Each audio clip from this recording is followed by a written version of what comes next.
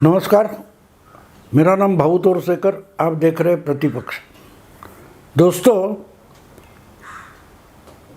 ये dot dot dot India alliance जो कुछ बनी है उसकी बैठक 19 को दिल्ली में हो गई, 19 दिसंबर को। लेकिन उसमें कुछ तय नहीं हो पाया। ममता बनर्जी ने अचानक से मल्लिकार्जुन खड़गे का नाम प्रपोज किया कि भाई ये प्रधानमंत्री पद का चेहरा हो। लेकिन कन्वेनर कौन होगा, आगे ये अलायंस चलाएगा कौन, उसका सूत्र संचालन कौन करेगा, इसका नाम तो तय नहीं हुआ। हाँ, ये साल ख़त्म होने से पहले यानी 31 दिसंबर के पहले हर राज्य में 2 पार्टियाँ मिलकर अपना जो सीटों का बंटवारा है वो कर दे, ये सब तय हो गया। और उसके बाद सबसे ज़्यादा चिंतित वामपंथी या जो सेकुलर पत्रकार है, मीडिया है, वो बहुत चिंतित हुआ है कि करे तो क्या करे। हम तो बीजेपी को हराना चाहते हैं, हमारी जितनी बुद्धि है, अकल है, वो हमने इंडिया गठबंधन के पीछे झोंक दी है, पूरी ताकत लगाई है, बुद्धि लगाई है। ये इकट्ठा होकर क्यों नहीं लड़ना चाहते, इसकी चिंता पिछले 10 दिन से सब वामपंथी पत्रकारों के लिखने में और चर्चा में हमको देखने को मिल रही है। और एक बात है कि अगर सीटों का बंटवारा करना है तो होगा तो कैसे होगा, इसकी चिंता इन पत्रकारों को ज़्यादा है। और जितनी उनको है उतने ही जो उनके खिलाफ है, राइट विंगर जिनको कहा जाता है, जो मोदी के समर्थन में आते या तटस्थ होते, उनको भी ये चिंता है कि भाई इंडिया अलायंस बड़े नेताओं की इकट्ठा बैठकर नाश्ता करना वगैरह बात अलग है, लेकिन सीटों का बंटवारा ये ऊपर बैठकर नहीं कर सकते, जो नीचे इम्प्लीमेंट करना है। ज़मीनी स्तर पर जो काम करते हैं पार्टियों के कार्यकर्ता, उनको विश्वास में लिए बगैर ऐसे कोई सीट बंटवारा सक्सेसफुल नहीं हो सकता। क्योंकि आस लगाए बैठते 5 साल के बाद फिर से लोकसभा चुनाव आ रहा है। अलग अलग पार्टियों के जो उम्मीदवार होते हैं, एम्बिशस होते हैं, वो तैयारियां करते हैं, अपनी तरीके से पैसा भी खर्चा करते हैं, वो कॉन्स्टिट्यूंसी की मशक्क़त करते हैं, उसके लिए खर्चा भी होता है। तो अगर आज उसकी पार्टी बोलेगे कि भैया नहीं, हमने ये सीट अपने दोस्त पार्टी को दिए, तो वो क्या करेगा, क्योंकि उसने तो इन्वेस्टमेंट की है। एक कॉन्स्टिट्यूंसी में कोई कैंडिडेट खड़ा रहने की कोशिश करता है और तैयारियां करता है, तो 4-5 साल में वो कुछ लड़के इकट्ठा करता है, कार्यकर्ता बनाता है, उन पर खर्चा करता है, पोस्टर बैनरबाजी करता है, कुछ समारोह त्यौहार वगैरह में पैसा खर्चा करता है। तो मानो 2-4 करोड़ रुपए तो ऐसे ही कट जाते हैं, जबकि उसकी पार्टी उसको टिकट देगी कि नहीं उसका भी पता नहीं है, लेकिन इसको इन्वेस्टमेंट माना जाता है। तो जब ऐसे गठबंधन बनते हैं तो सबसे बड़ी समस्या होती है कि निचले स्तर पर, ज़मीनी तौर पर जो कार्यकर्ता या नेता काम करते रहते, उन कार्यकर्ताओं को पोसने वाला जो होता है, उसका खर्चा उठाने वाला होता है, वो उसके लिए नेता होता है। विचारधारा वगैरह कुछ नहीं होता। हम किसी तहसील में जाएंगे, किसी गांव में जाएंगे, किसी जिले में जाएंगे, वहाँ से अगर कोई एम्बिशियस नेता है और वो अपने चुनाव की तैयारियां कर रहा है, तो उसको कम से कम 100-150 लोकल लेवल पर जो नेता होते हैं, लीडर होते हैं, उनका खर्चा उठाना पड़ता है। उनकी गाड़ियों का खर्चा होगा, उनका खाना पीना होगा, उनका रहन सहन होगा, उसकी जिम्मेदारी उठानी पड़ती है। उसको अगले 3-4 साल में आने वाला जो चुनाव है, इसकी तैयारी बोलते हैं, और उस तैयारी में कुछ करोड़ रुपए इन्वेस्ट हो जाते हैं। अब ये बात है, वो जो निवेश है, वो जो इन्वेस्टमेंट है, वो वसूल कैसे होगा। हार जाएगा चुनाव, कोई बात नहीं, लेकिन एक चुनाव लड़कर अगर आप दूसरे या तीसरे भी नंबर पर आ जाए तो आपकी पॉलिटिक्स में गणना शुरू हो जाती है। और ऐसे कुछ हजारों हज़ारों छोटे मोटे इच्छुक एम्बिशस जो नेता होते हैं वो हर एक राज्य की पार्टी में भी होगी। महाराष्ट्र में समझो 48 सीटें हैं, तो कम से कम 100-150 इच्छुक ऐसे एम्बिशस नेता जो है वो कांग्रेस में रहेंगे, शिवसेना में रहेंगे, या एनसीपी में रहेंगे, बीजेपी में रहेंगे। वो अपनी तैयारियां करते रहते कि भाई लास्ट मोमेंट में आखिरी साल में मैं कुछ छलांग लगाऊंगा और दिल्ली से टिकट लेकर आऊँगा। तो इसके लिए वो तो तैयारियां करता है, वो दिखाने की कोशिश करता रहता है कि यहाँ का वोटर जो है वो मुझे मानता है। वो राहुल गांधी को पहचानता नहीं, मुझे मानता है। तो राहुल गांधी के नाम पर ज़्यादा से ज़्यादा 20% वोट मिलेंगे, लेकिन मैं 80% वोट लाऊंगा तो ये सीट निकल सकती है। वो ऐसे 80% वोट लाने वाला या लाने की कोशिश करने वाला या उसकी गारंटी देने वाला होता है, वो लोकल लीडर होता है। और इसकी तैयारी करने में उसका बहुत सारा पैसा खर्चा होता है, इन्वेस्टमेंट होती है। ये अपने जिले का नेता होता है, उसको हाईकमांड पहचानती भी है कि नहीं पता नहीं। तो अगर दिल्ली में बैठा कोई हाईकमांड बोल दे कि भाई नहीं, ये सीट तो शिवसेना को नहीं मिलेगी या कांग्रेस को नहीं मिलेगी, शिवसेना उबाठा को देने वाले, तो जिसने इन्वेस्ट किया वो क्या करे? छोड़ दे, मिट्टी डाल दे उतने इन्वेस्टमेंट पर। तो वो नहीं हो सकता। इसलिए जब अलायंस बनती है तो सबसे बड़ी माथापच्ची सीट के बंटवारे में होती है, क्योंकि आजकल किसी पार्टी से कार्यकर्ता होकर बढ़ते बढ़ते नेता बने, जिला का तहसील का जिला नेता बनेगा, स्टेट का नेता बनेगा, दिल्ली में पहुंचेगा, राष्ट्रीय नेता बनेगा। ये प्रोसेस बंद हो गई है। आजकल के नेता, ज़्यादातर नेता ये माँ की पेट से जन्म नहीं लेते। मैं मानता हूँ को वो बोर्ड से, बिलबोर्ड से फ्लेक्स लगाते हैं, उससे उनका जन्म होता है। हमें पता चलता है हाँ ये चुनाव लड़ना चाहता है, जिला परिषद का हो या ब्लॉक का हो या विधानसभा का हो, ये चुनाव लड़ना चाहता है।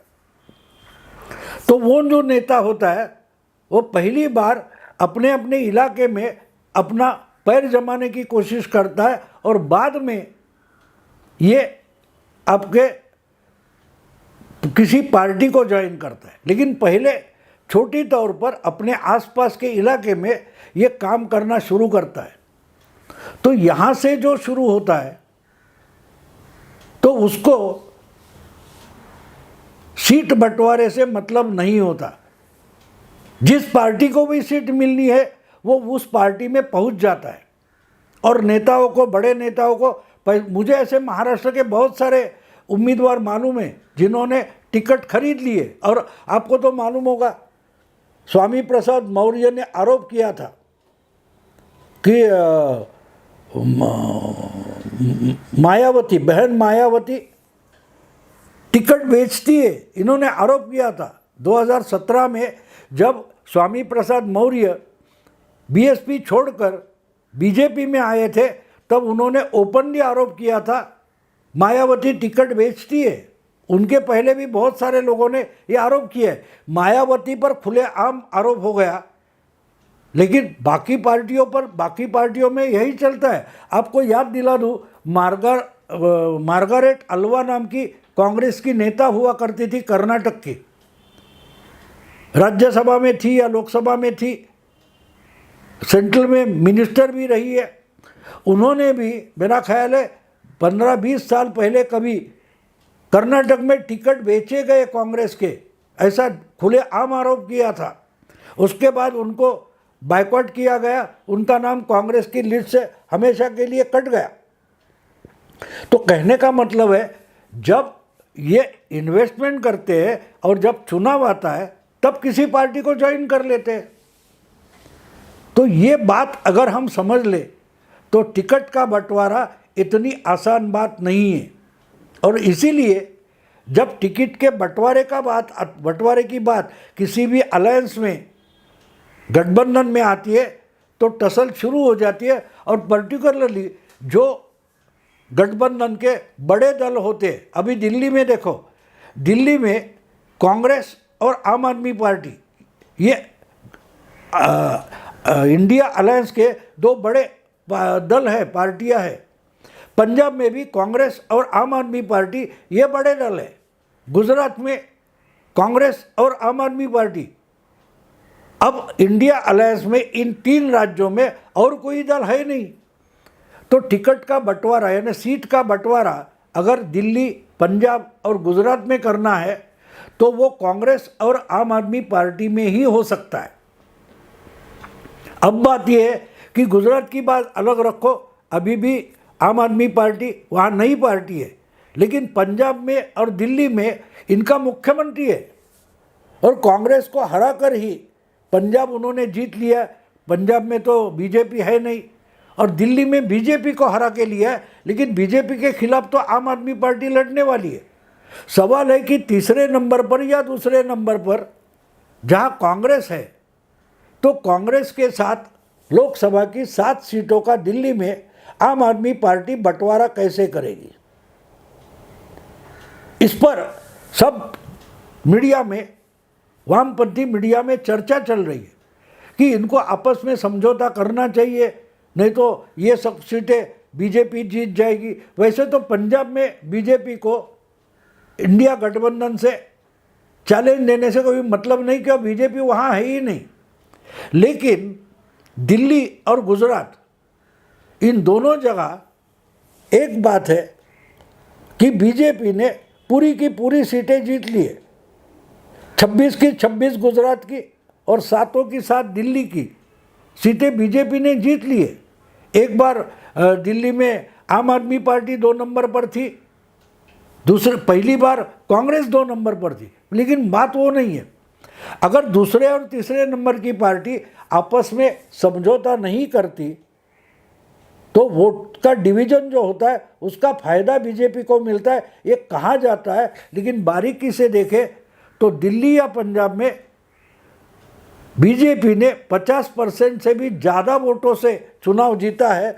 तो ये अलायंस दिल्ली या गुजरात में बने या न बने उससे बीजेपी को कुछ फर्क पड़ने वाला नहीं है। लेकिन पंजाब में अगर इन्हीं 2 पार्टियों में संघर्ष है, लड़ाई है, बीजेपी तो वहाँ है नहीं, अकाली तो दुबली पार्टी हो गई है। लेकिन जो कांग्रेस के तगड़े नेता हुआ करते थे, सुनील जाखड़ और अमरिंदर सिंह, ये अभी बीजेपी में आए हैं।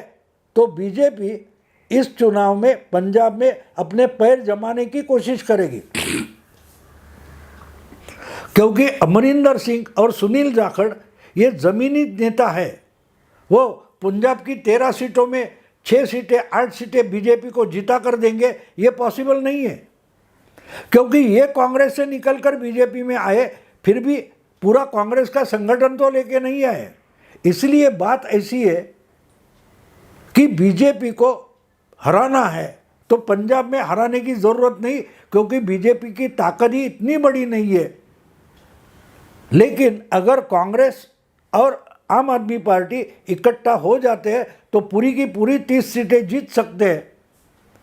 लेकिन दोनों पार्टियां अड़ी हुई है कि हमको एक दूसरे का मुंह तक नहीं देखना है, ना दिल्ली में ना पंजाब में। और वैसे तो केजरीवाल ने कल परसों डिक्लेयर कर दिया कि चंडीगढ़ की 1 और पंजाब की 13 पूरी 14 सीटें आम आदमी पार्टी को जीतनी है और जनता ने हमारा साथ देना चाहिए। उसका मतलब ये है कि हम कांग्रेस के साथ सीट का बंटवारा पंजाब में करने वाले नहीं है। अब एक बात हो जाती है, अगर ऐसा ही रहा तो कांग्रेस के पास लीडरशिप नहीं है तो, और प्रियंका वाड्रा ने ही चरणजीत सिंह चन्नी और नवजोत सिंह सिद्धू ऐसे लोग लाकर जो पार्टी थी उसका संगठन पूरा ख़त्म कर दिया है। उस समय के कांग्रेस के मुख्यमंत्री अमरिंदर और प्रदेश अध्यक्ष सुनील जाखड़ दोनों को ख़त्म कर दिया, तो वो तो बीजेपी में चले गए। तो अगर उनकी ताकत और उनका कौशल बीजेपी को मिलता है तो उसका फ़ायदा होगा। और जो कुछ कांग्रेस के 9-10 MP आज पंजाब में है, तो उनको अगर ऐसा लगे कि कांग्रेस से जीतने वाले नहीं है, तो अमरिंदर सिंह और सुनील जाखड़ उन्हीं कांग्रेस के एमपीज को बीजेपी में ला सकते हैं और बड़ी टक्कर हो सकती है। इसीलिए जितनी मगरूरी से केजरीवाल 13 और एक चंडीगढ़ की ऐसी बात कर रहे हैं या दिल्ली की 7 सीट लड़ेंगे बोल रहे हैं, वो उतना आसान उनके लिए भी नहीं है। पिछले 2 लोकसभा चुनाव दिल्ली में और दिल्ली में भी आम आदमी पार्टी बुरी तरह से हारी है। 2019 में तो 14 में कम से कम 4 सीटें आम आदमी पार्टी को पंजाब में मिली थी, लेकिन उसमें से भी 3 सीटें चली गई, 1 सीट बची थी जो भगवंत सिंह मान संगरूर से शायद चुनकर आए थे। तो आज भी राज्य में सत्ता है, विधानसभा में बहुमत है, लेकिन लोकसभा आसानी से आम आदमी पार्टी जीतेगी ऐसा मुझे नहीं लगता। और इसलिए मैं मानता हूँ कि इन दोनों पार्टियों को, गुजरात हो, दिल्ली हो या पंजाब हो, यहाँ एक दूसरे की आपस में जो दूरी है वो कम करनी पड़ेगी।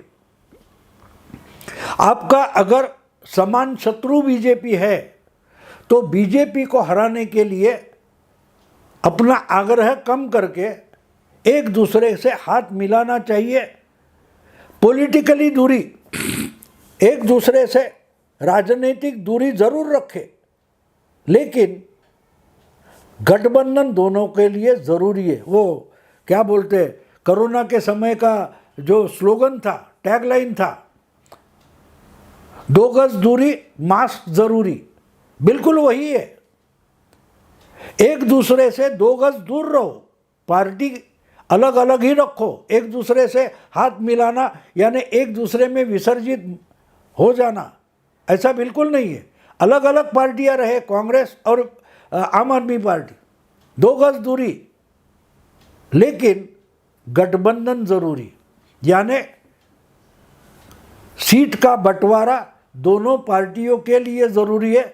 और मुझे जो कुछ पत्रकारों ने बताया दिल्ली के, वो कहते हैं कि असल में कांग्रेस से भी ज़्यादा आज आम आदमी पार्टी को गठबंधन की ज़रूरी है, क्योंकि आहिस्ते आहिस्ते दिल्ली से भी आम आदमी पार्टी का सुपड़ा साफ होने जा रहा है। दिल्ली में पकड़ ढीली हो गई है आम आदमी पार्टी की। इनके 2 मंत्री, एक एमपी जेल में पड़े हैं, सड़ रहे हैं और उनको जमानत तक नहीं मिल रही है। शराब घोटाले में शायद केजरीवाल को भी गिरफ्तार किया जा सकता है, वो गिरफ्तारी से भाग रहे हैं, लेकिन आज नहीं तो कल इनको अंदर जाना पड़ेगा। तो आम आदमी पार्टी को बचाना है तो किसी ना किसी और पार्टी की मदद लेना केजरीवाल के लिए भी बहुत ज़रूरी है। इसलिए मैंने कहा कि 2 गज दूरी, लेकिन गठबंधन ज़रूरी है। अब ये कैसे समझेंगे, कैसे तय करेंगे, मुझे पता नहीं है, लेकिन आम आदमी पार्टी का जो कैडर है उनमें भी ये डर है कि हम कितना भी भ्रष्टाचार बोले, लेकिन कोर्ट अगर जमानत नहीं दे रहा है तो हम पर या हमारे नेताओं पर जो आरोप लगे हैं, जो कलंक लगा है, उसमें कुछ तो सच्चाई है। और जनता को, मतदाता को हम कन्विंस नहीं कर पाएंगे कि ये बदले की भावना से चल रहा है। कोर्ट तो बदले की भावना से चलता नहीं है। हाँ ठीक है, आपको ज़बरदस्ती, अभी नारायण राणे को ज़बरदस्ती अरेस्ट किया गया था, अर्णब गोस्वामी को उद्धव ठाकरे की सरकार ने ज़बरदस्ती गिरफ्तार किया था, लेकिन कोर्ट से ज़मानत तो मिल गई। कोर्ट से ज़मानत मिल गई, कोर्ट ने ज़मानत से इनकार नहीं किया। अगर मनीष सिसोदिया, सत्येंद्र जैन और संजय सिंह, इनकी ज़मानत सुप्रीम कोर्ट तक नकार रही है, उसका मतलब दाल में कुछ काला है। तो जो वोट में घट होने वाली है, उसको बचाने के लिए आम आदमी पार्टी को कांग्रेस के सहारे की ज़रूरत है। वैसे भी कांग्रेस इतनी तगड़ी नहीं है कि आम आदमी के सहारे के बिना कांग्रेस पंजाब में और दिल्ली में कुछ चुनाव लड़ सकती है, ऐसी भी बात नहीं। दोनों को एक दूसरे की ज़रूरत है। और मेरी मानो तो गुजरात में भी वही हालत है। अगर 2 बार 14 और 19 में गुजरात की 26 सीटें बीजेपी में जीत ली है लोकसभा की, और कम नहीं 50% से भी ज़्यादा वोट से जीती है गुजरात में बीजेपी का टोटल वोटिंग परसेंटेज 2019 में 56% था। तो ये इकट्ठा आकर भी हारेंगे, लेकिन तगड़ी लड़त तो दे जाएंगे। जो लड़ने वाले और हारने वाले उम्मीदवार है उनकी भी हिम्मत बढ़ती है, तो उसका फ़ायदा विधानसभा के चुनाव में मिल सकता है। इसलिए मैं मानता हूँ कि आम आदमी पार्टी हो या बीजेपी कांग्रेस हो, इंडिया अलायंस जो बनी है उसमें इन दोनों को एक दूसरे से हाथ मिलाना 3 राज्यों में कम से कम ज़रूरी है।